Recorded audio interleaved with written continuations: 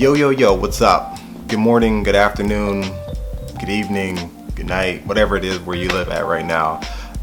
Today so far, it's been doing a whole bunch of paperwork for DJing. I love DJing and it's the best job I've ever had, but the paperwork, man, can get out of control. Taxes and invoices and W-9s and blah, blah, blah.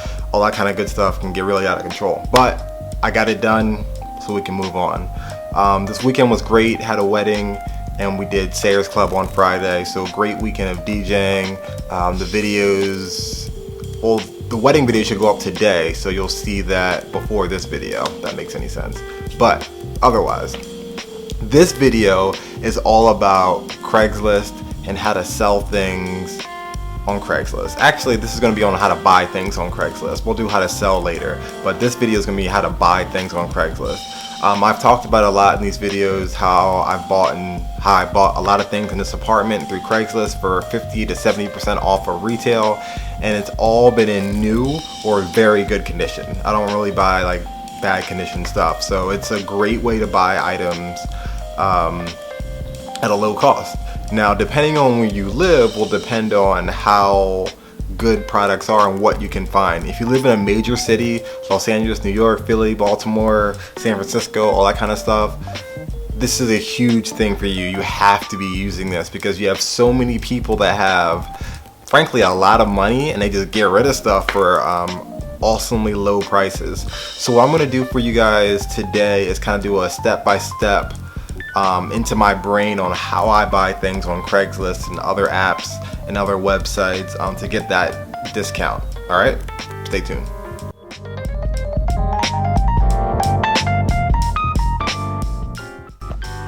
Okay, so for this example, we're going to be buying a musical instrument. Now, a lot of the things I'm going to talk about can relate to any product that you're looking for, but in this case, we're going to be looking for an alto saxophone. I've been wanting to play more live instruments lately, and I played tenor saxophone in high school. I played bassoon, I played clarinet. So I've played a bunch of different musical instruments. I really want to get back into sax. So I'm going to show you my process as I'm actually looking currently for an alto saxophone. All right. Now, the first step to actually finding whatever you're looking for on Craigslist is you need to be somewhat of an expert on the product that you're buying so you get the best deal. Now, if you're not an expert, I'm not an expert on musical instruments. I mean, I played growing up, but like I don't know the brands, I don't know the quality, I don't know what to look for. But Google is your best friend. Today in 2016, you can do so much research on the internet, it's not even funny. Last night I spent about 6 to 7 hours doing research on saxophones and what brands are the best and what brands to stay away from and everything like that. That was way too lengthy to record all that, but depending on what you're looking for, you need to do some research. Now, if you're looking for a car, if you're looking for a musical instrument, anything that can be relatively expensive, the more research you need to do. The cheaper it is, the less research you need to do. Because you're not losing out on that much money. Saxophones can go anywhere from $150 to $20,000 to $30,000, depending on the vintage, the legendariness of the brand itself, the quality of the instrument. So it's a lot of things that go into it that you need to look out for. So that's the first step, doing research on the item you want to get.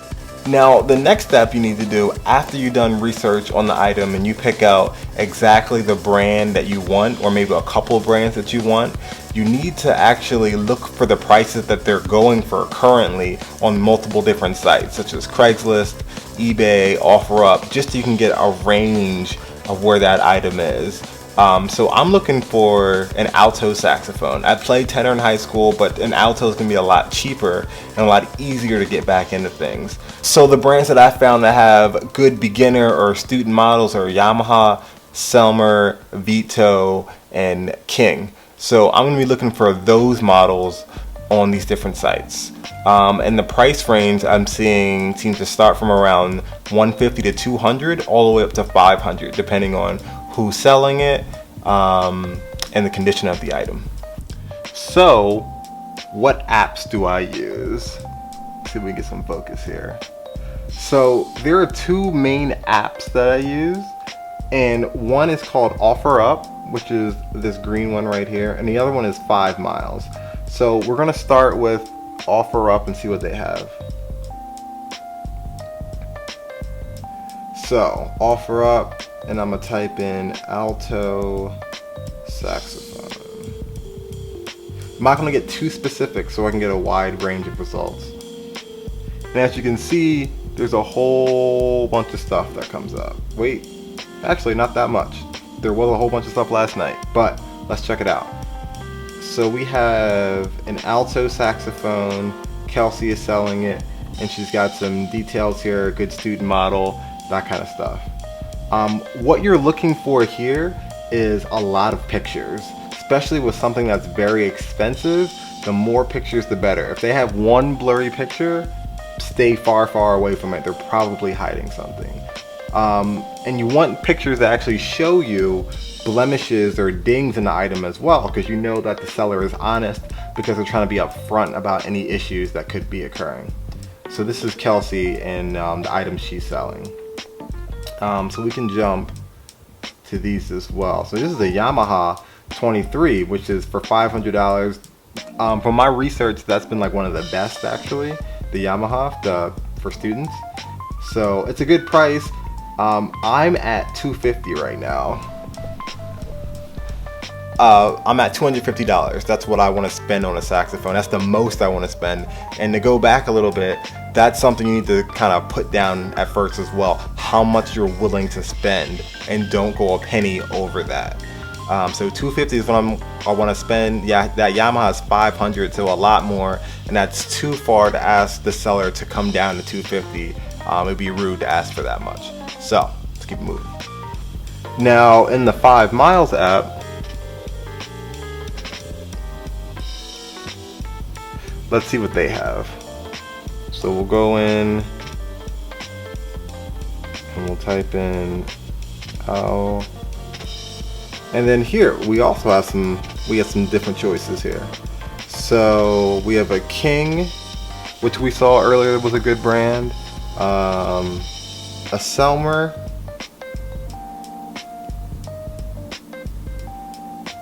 A couple other ones. So the site I seem to have the most luck with finding instruments seems to be Craigslist. So that's where we're going to be doing the majority of our search today. So when we type in alto sax, we get a whole lot of stuff. Like I said, what we're looking for is the models that I said before, and we're also looking for a lot of different pictures that show a lot of the item.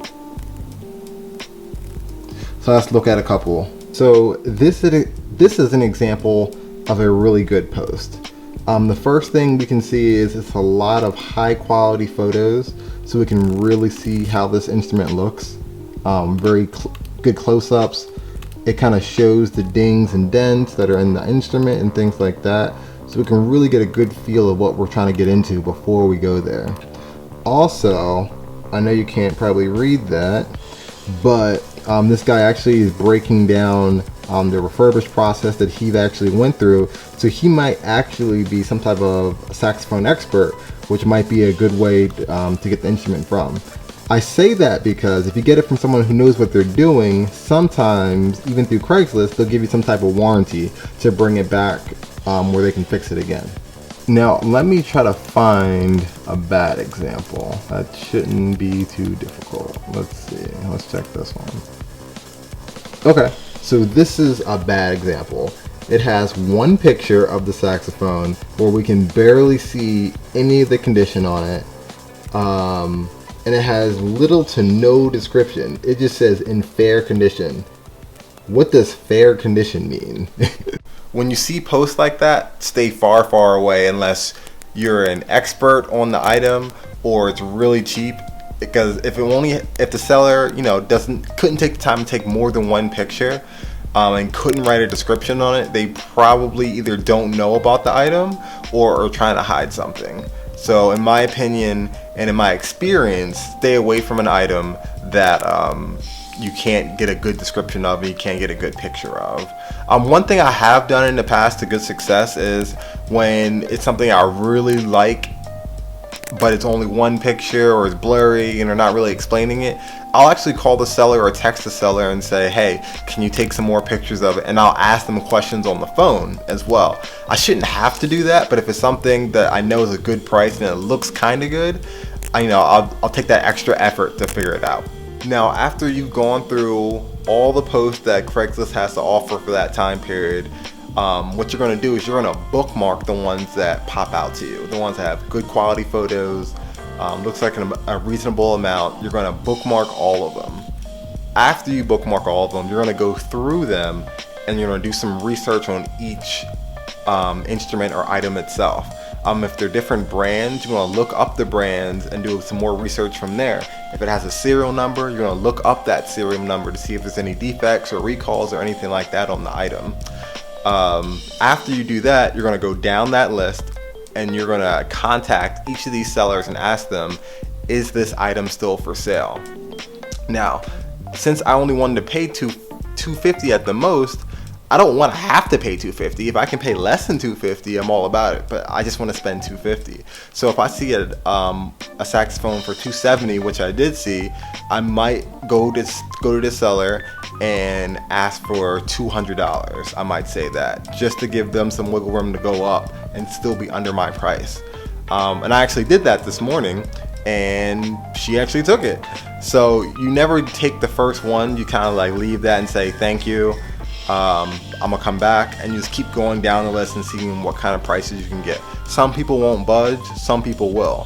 What I've noticed is the longer an item has been on Craigslist, the more likely that person will want to sell for a lower price. So if you see something that's been up for 2 weeks, for a month, for 2 months, and it's still for sale, you can hit them with a slightly lower offer than you might be comfortable with, and they might actually go for it. So you never know. You never want to go too low to be rude to the person, because that could shut them down completely and then you lose the sale altogether. So it's a very it takes some finesse. That's the word. It takes some finesse to really get that range of how low you can go before you're being rude. But that's something you gotta kind of feel out for yourself. After you do that, you set up a time and a place, and I'm going to do a part 2 on that, on actually meeting with the seller and taking it from there. But that was part 1. If you have any questions, feel free to hit me up, ask me about it. I'll even look at items for you if you want, things like that. But that's kind of like my first part of my process on buying things on Craigslist. Cool. Thanks for watching.